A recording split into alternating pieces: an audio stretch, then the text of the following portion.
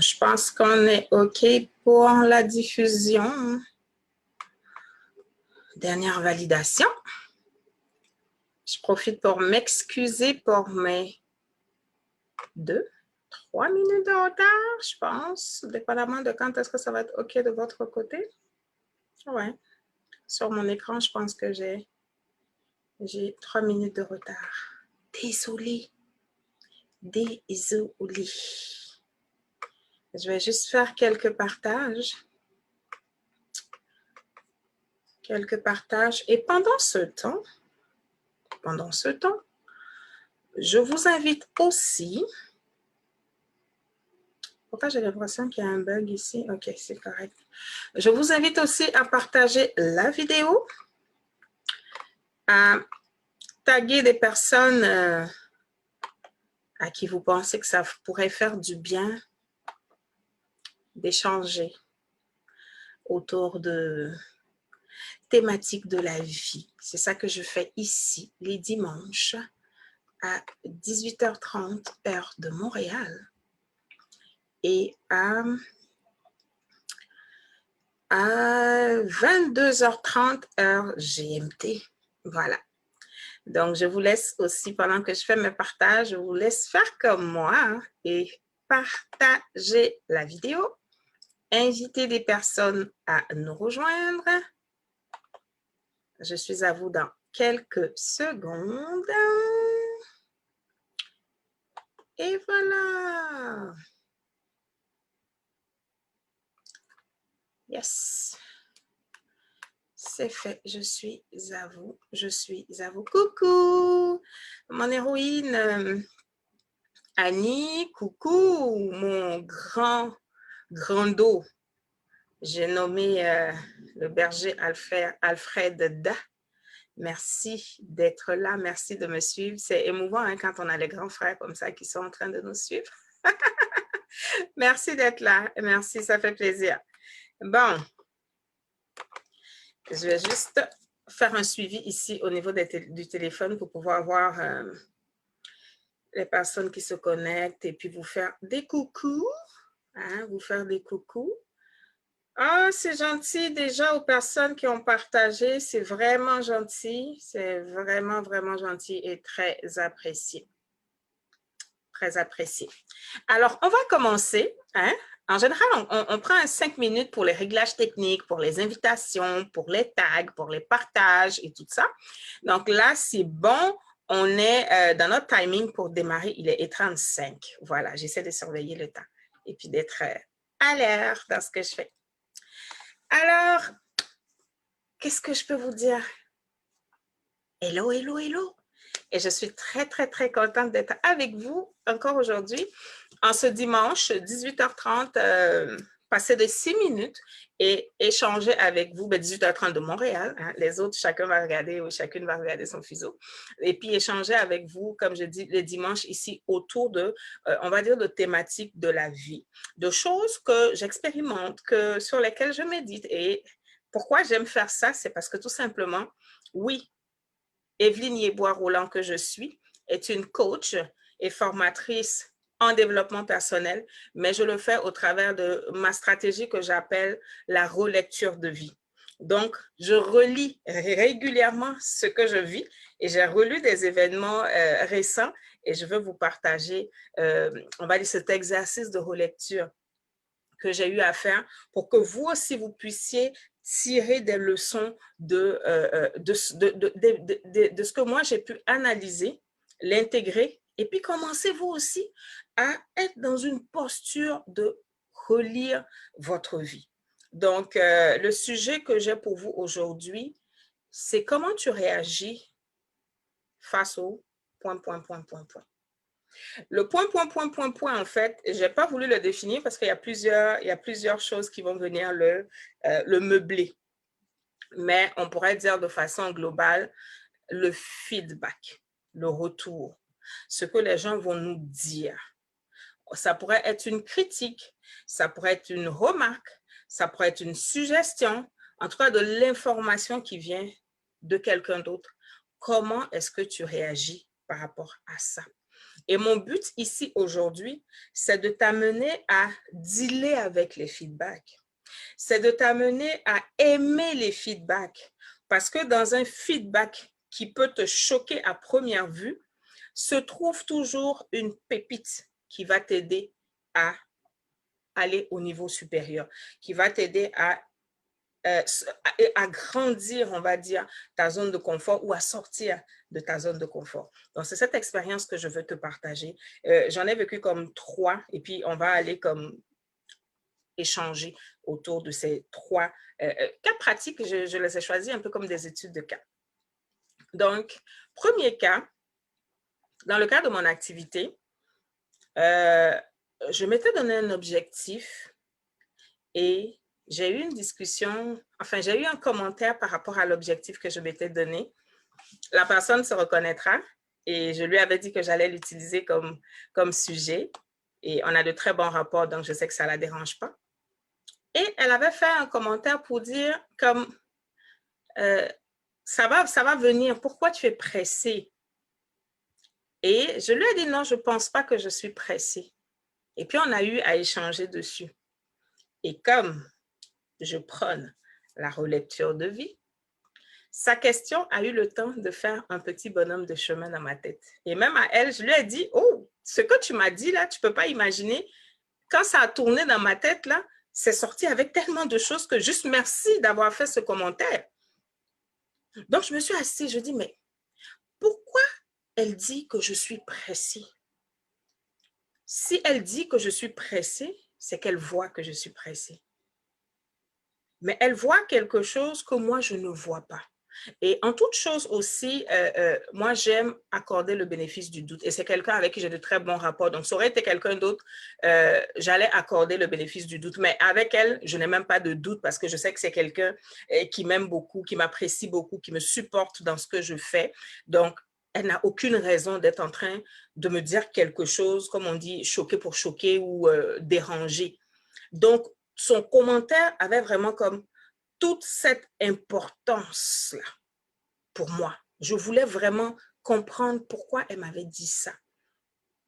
Et je me suis dit, soit j'ai quelque chose dans mon attitude qui laisse transparaître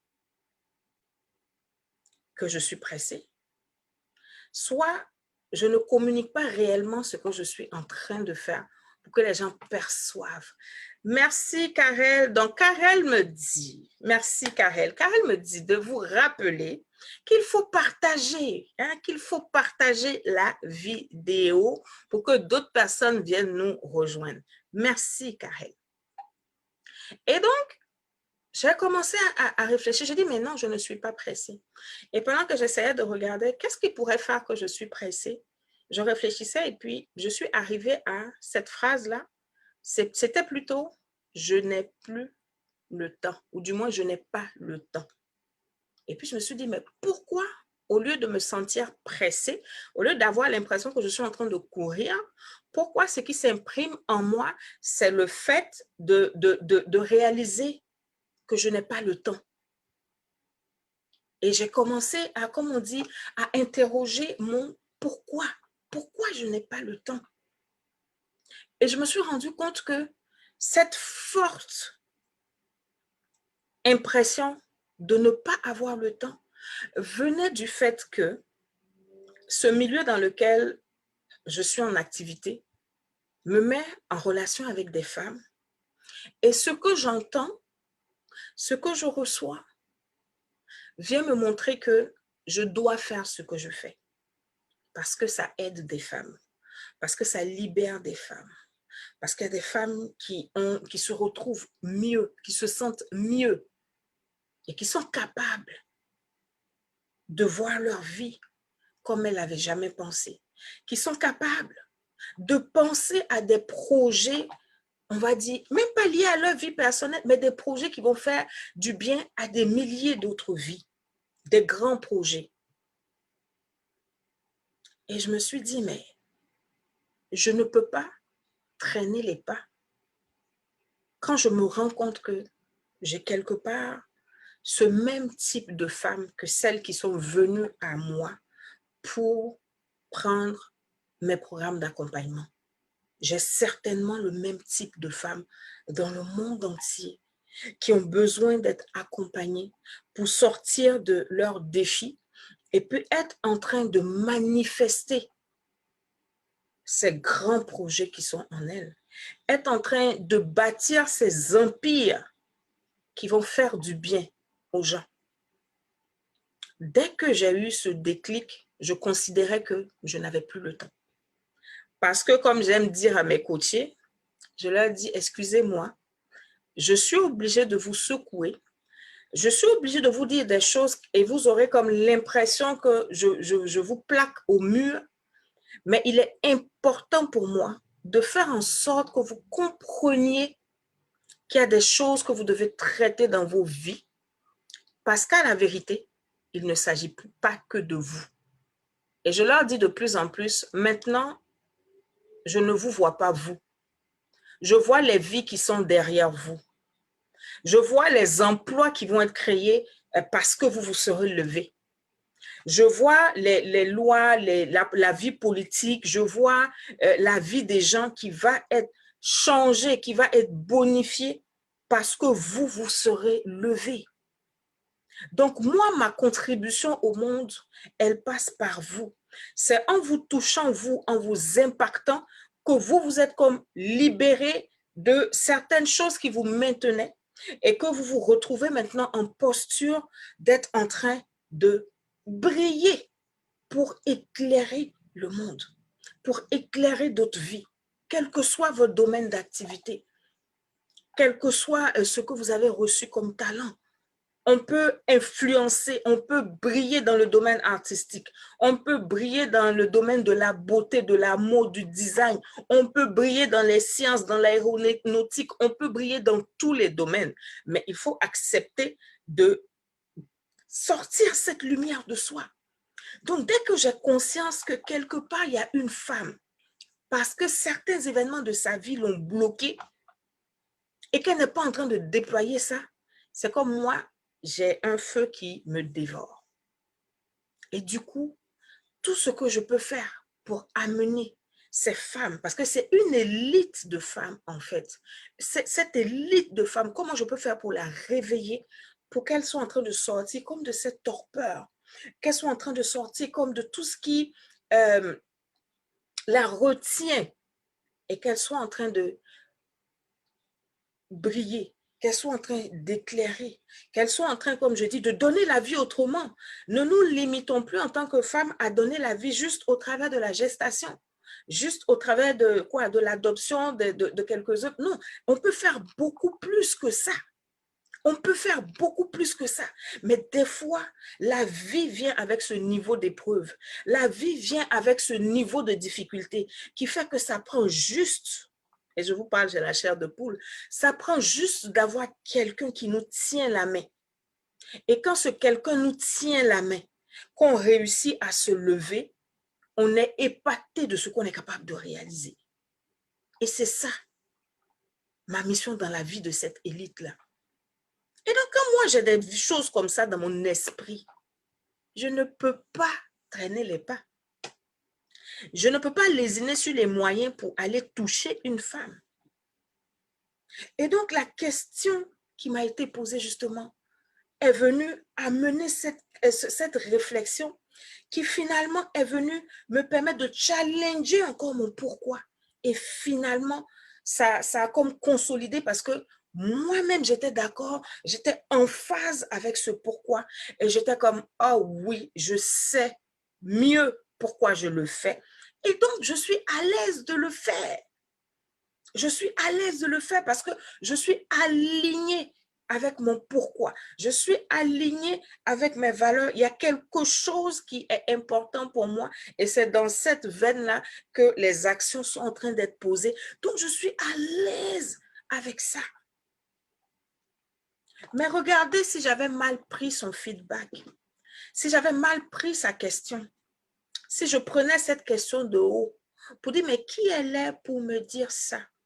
Je serais passée à côté de cette information, certes que j'ai, mais qui avait besoin comme d'être ancrée davantage, qui avait besoin d'être challengée davantage, parce que je suis allée m'asseoir pour réfléchir et c'est venu me fortifier dans ce que j'avais déjà résolu. Donc, qu'est-ce que toi, tu fais face au feedback? Qu'est-ce que toi, tu fais face aux commentaires des gens? Parce que tant que c'est des commentaires qui font plaisir, en général, tu n'as pas de problème avec ça. Quand ça va dans ton sens, tu es heureux, tu es heureuse. Mais quand ça ne va pas dans ton sens, est-ce que tu es capable d'aller fouiller dedans et puis de trouver quelque chose parce que tu es sûr que si cette information te parvient, c'est qu'elle vient avec un certain message pour toi?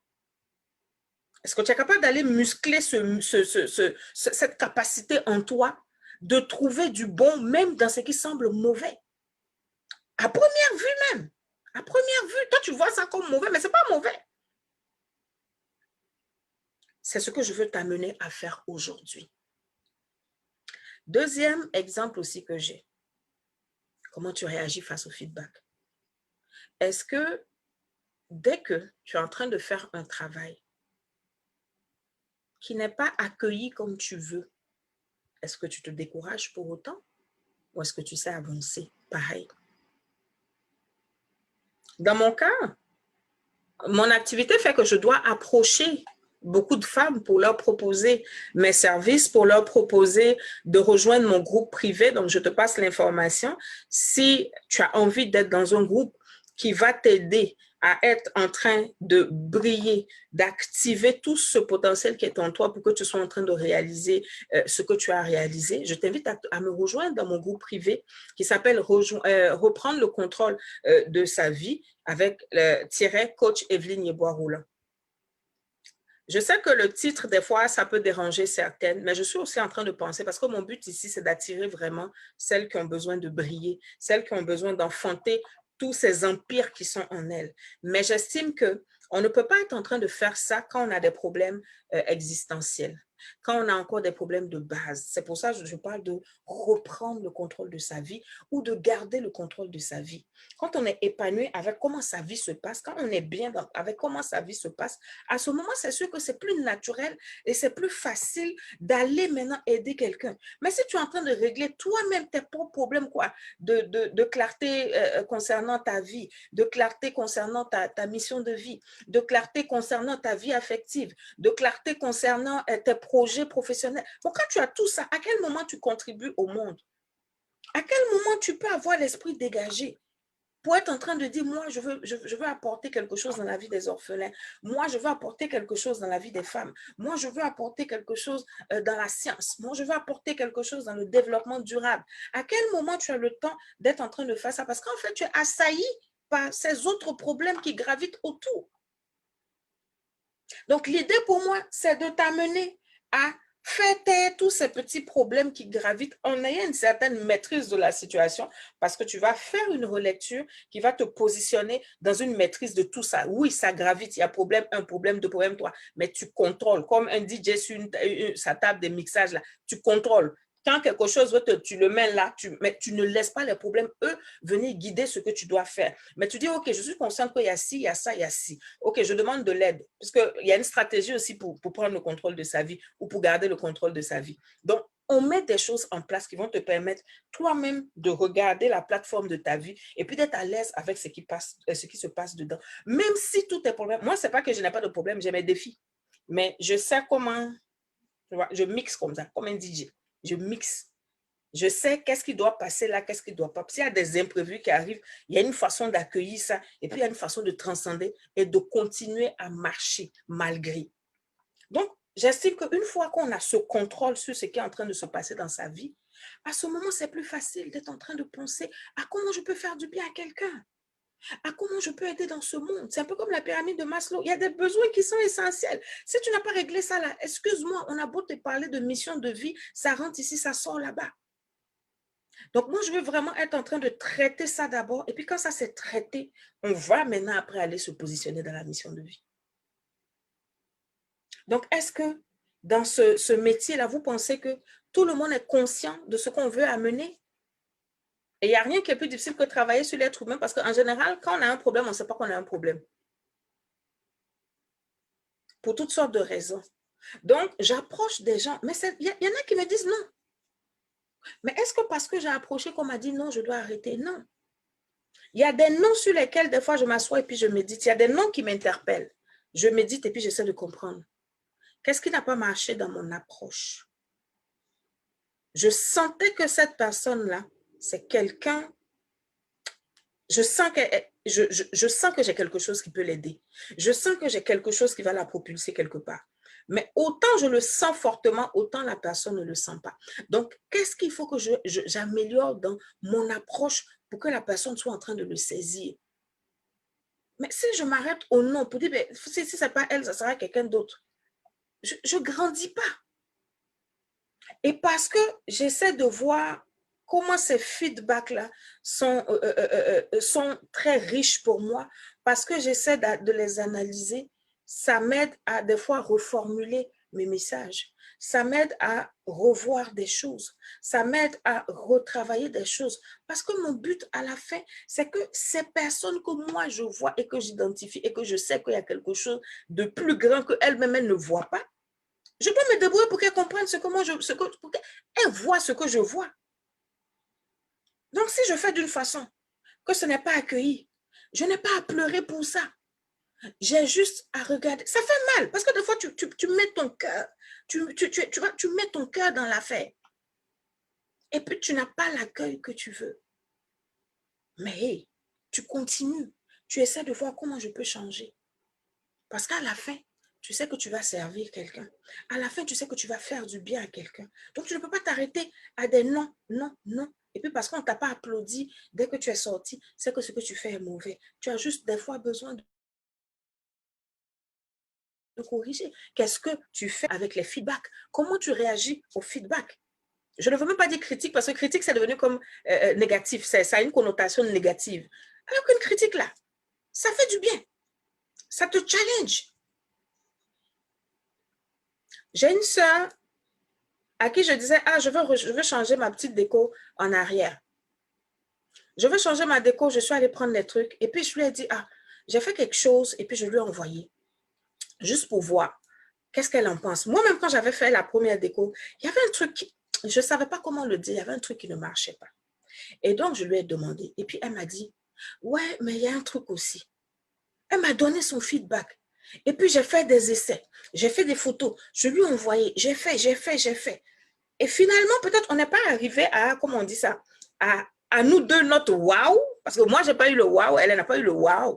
Mais j'ai tenu compte de ce qu'elle m'a dit pour être en train d'ajuster, pour arriver à une formule que, bon, c'est correct. Parce que, comme on dit, on va avec ce qu'on a. C'est ce que j'avais comme sous la main et puis je n'avais pas fait plus de cours. J'ai essayé de faire des courses et puis je n'ai pas trouvé le wow moi-même. Donc, c'est sûr que quand j'allais y aller, là, ça allait comme être, oui, mais ça n'allait pas être le wow parce que je n'ai pas eu le wow comme moi-même je magasinais pour aller chercher mes articles. Mais je lui ai demandé son feedback. Et je ne me suis pas attendue à ce qu'elle soit en train d'applaudir avec les mains et les pieds pour dire ah oui. Donc, c'est-à-dire, j'ai pris quand elle m'a dit, ah ok, j'ai dit bon, ok, et si je change, et si je fais ci? Elle dit non, moi je pense que ça devrait faire ci, ça. Et puis telle chose, moi je peux. Et puis je lui dis non, moi telle chose, ça me plaît. On se challenge. Mais si tu es dans quelque chose où toi seul, on doit te dire tout ce que tu fais est bon, il y a un problème. Même si la critique vient de façon négative, toi, il faut chercher quelque chose qui est bon dedans pour avancer. Parce que tout dépend de toi, ton mindset, tout dépend de qu'est-ce que tu veux retenir. Même si ça arrive avec une intention négative, toi, tu as le pouvoir de transformer ça en intention, en chose positive. Toi, tu as le pouvoir de le faire. Mais ça ne dépend que de toi. Donc, comment tu réagis vis-à-vis des critiques? Comment tu réagis vis-à-vis des, comment on appelle ça? Des feedbacks, vis-à-vis des suggestions, vis-à-vis des commentaires. Tu es dans un environnement où tout le monde t'applaudit, fais attention. C'est qu'il y a une vérité qu'on n'est pas en train de te dire. Parce que toi-même, tu sais que tout ce que tu fais n'est pas parfait. Toi-même, des fois, tu fais les choses puis tu refais 2, 3 fois. Quand c'est bon, toi-même, tu sais que c'est bon. Mais quand c'est destiné à d'autres personnes, permets que ces autres personnes puissent te donner un feedback. Tu travailles, c'est pareil. Ton patron ne va pas toujours être content de la qualité de ton travail. Des fois, tu vas être sur un projet, puis tu y mets tellement le cœur que tu te dis, non, là, aujourd'hui, là, c'est ouf, je casse la baraque, là. Aujourd'hui, ça, c'est sûr que quand je présente le projet, tout le monde applaudit. Et puis, tu viens de présenter le projet. Personne n'applaudit. Va t'asseoir et puis médite. Ça te fait mal, non? Tu pleures un peu. Ça pique. Mais tu ne gardes pas le pic là et puis toi-même, tu remues ça comme ça dans le cœur. Non. Passer l'émotion devient rationnel. Et puis tu dis, bon, qu'est-ce qui n'a pas marché? Pourquoi ça s'est passé comme ça? Qu'est-ce que moi, je peux tirer de bon dans ça? Et c'est comme ça qu'on grandit. Parce que sois rassuré, tu ne seras jamais acclamé de tous et de toutes. Si tu te retrouves dans cette posture, je t'en prie, il faut revisiter tes positions. Il faut revisiter ta base. C'est que tu es dans un monde hypocrite. C'est que tu es dans un environnement hypocrite. C'est que tu es dans un environnement où on est en train de te cacher quelque chose. Tu dois avoir un certain type de relation où vous pouvez vous dire la vérité. Maintenant, après, dépendamment de la maturité des gens, il y aura une façon de dire cette vérité. Mais là encore, tu vas cerner le niveau émotionnel des gens et tu sauras en fonction de la manière que, bon, ce que la personne a dit là, c'est juste, mais la façon là, ça montre que bon, l'âge émotionnel de la personne même, ça ne vaut pas trop la peine. Donc, je ne m'arrête pas sur le comment ça a été dit, je m'arrête sur le quoi et puis je prends ça pour avancer. Mais tu dois être capable de traiter les feedbacks. C'est une information que tu ne peux pas ignorer si tu veux avancer. C'est une information que tu dois intégrer si tu dois avancer. Quand je commençais cette activité, je me rappelle, j'ai commencé avec quoi? Avec mon téléphone, des fois je faisais des vidéos avec un ordinateur, je n'avais pas cette webcam pro et tout. Mais les gens m'ont fait des commentaires sur les premières vidéos. Ah non, c'est trop long, il faut que ce soit court. Tu sais, sur le net, les gens... Chacun a donné pour lui. Chacun. Mais j'ai tout pris. Ce qui rentrait dans ce que je pouvais faire, j'ai fait. Maintenant, ce qui ne rentrait pas, je n'ai pas fait. Il y a des choses, même des fois, quand je regarde les vidéos après, je dis, il y a telle chose, on m'a dit d'arrêter de faire, mais c'est comme c'est un tic, c'est resté. Et je rigole de ça, et puis bon, je vais essayer de m'améliorer. Mais si tu me suis depuis le début, tu vas voir que je suis en train de faire mon petit bonhomme de chemin. Et tu dois être OK avec partir, on va dire, du bas et puis grimper. Tu ne peux pas commencer, puis toi, si tu veux être en haut, et puis il y a zéro remarque, il y a zéro commentaire. Dès que toi, tu fais quelque chose, tout le monde applaudit. Dès que tu fais quelque chose, tout le monde applaudit. Ça, là, les gens te mentent. Parce que tu dois passer par l'étape du processus, par l'étape de la croissance. Et cette étape-là va demander que tu fasses des petites choses un peu gauches, que tu fasses des choses un peu tordues, que tu te trompes. Ou des fois, tu peux les faire bien, mais ça ne cadre pas. Ce n'est pas adapté. Tu dois corriger ça.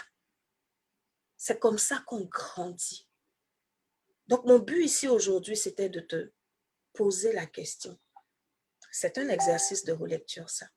C'est de te poser la question.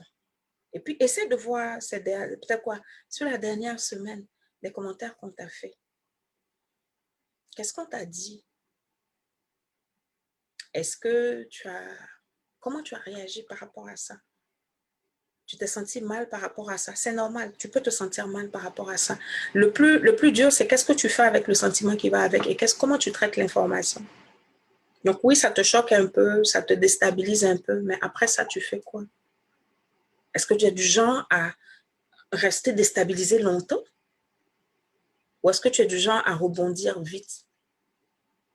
Pour dire, OK, je suis déstabilisé, mais il faut que j'avance. Il faut que je continue. Il faut que j'y aille. Et qu'est-ce que cette situation m'apprend? Si tu n'es pas de ce genre-là, mon message d'aujourd'hui est vraiment pour t'encourager à pratiquer cet exercice de relecture. Repasser, comme je dis toujours, relecture, ça veut dire on a lu et puis on vient, on lit une deuxième fois. Donc, c'est comme un CD qui a tourné une fois et puis qui repasse. Donc, essaie de repasser au cours de la dernière semaine, au cours de du dernier mois, si tu veux, les remarques qu'on t'a faites, les suggestions qu'on t'a faites, les commentaires qu'on t'a fait, qui n'étaient pas les appréciations qu'on aime bien où tout le monde nous applaudit, puis on fait pas ça. Ce qui t'a piqué là. Essaie d'aller regarder dedans et puis de voir, mais qu'est-ce que finalement je retiens de positif dans ça. Et comme je dis en toute chose, accorde le bénéfice du doute à l'autre jusqu'à temps que la personne elle-même vienne te montrer, qu'elle se batte, qu'elle se débatte pour te montrer que tu ne dois pas lui donner ta confiance. À ce moment, tu sauras prendre tes dispositions. Mais jusqu'à preuve du contraire, dis-toi que la personne l'a fait d'une bonne intention. Et toi, qu'est-ce que tu peux en tirer? Toi, comment cela peut t'enseigner? Et puis tu le gardes avec toi. Donc, voici ce que j'avais aujourd'hui comme message pour toi, pour t'encourager à être à l'aise face au feedback, à être à l'aise face à la remarque, face à la suggestion, face aux commentaires. Parce que même dans ça, il y a moyen de tirer du bon. Merci d'avoir été avec moi sur ce live. Si tu m'as pris en cours, je rappelle qui je suis. Je suis la coach Evelyne Yeboah-Rouland. J'aide les femmes à travailler au niveau de leur développement personnel et je le fais au travers de la relecture de vie. Donc, j'offre des programmes de transformation aux femmes justement pour les aider à régler ces problèmes de base-là pour ensuite aller comme les propulser dans leur mission réelle de vie. Donc, c'est ça que je fais. Et donc, à toutes les femmes qui vont prendre cette vidéo, je vous invite à me rejoindre dans mon groupe privé qui s'appelle « Reprendre le contrôle de sa vie » coach Evelyne Yeboah-Rouland. Il faudra remplir le formulaire d'adhésion pour être accepté dans le groupe. Et puis, on se retrouve là-bas aussi pour d'autres contenus. Je donne des formations là-bas. Et pour une femme qui me dirait, moi, tout va bien dans ma vie, je suis juste reconnaissante de savoir que tout va bien dans ta vie, tu peux aussi être dans le groupe et puis être en train d'encourager les autres et partager aussi ce que tu fais. Donc, je t'accueillerai aussi bienvenue dans ce groupe-là. Tu serais, pardon, la bienvenue dans ce groupe. Donc, voici ce que j'avais comme partage pour vous. Je vous souhaite de passer une très belle semaine. Hein, c'est dimanche soir déjà dans certains endroits. Nous, on est comme début de la soirée. Demain, c'est férié de notre côté ici, c'est la fête du travail. Donc, je vais souhaiter aussi une très bonne fête du travail à nos travailleurs, nos travailleuses du Canada. Hein? Très bonne fête du travail à vous. Reposez-vous. Pensez aussi vos projets. Essayez d'avoir comme une vision. Rêvez pour voir qu'est-ce que vous pouvez être en train de réaliser. Donc, voilà ce que j'avais aujourd'hui pour vous.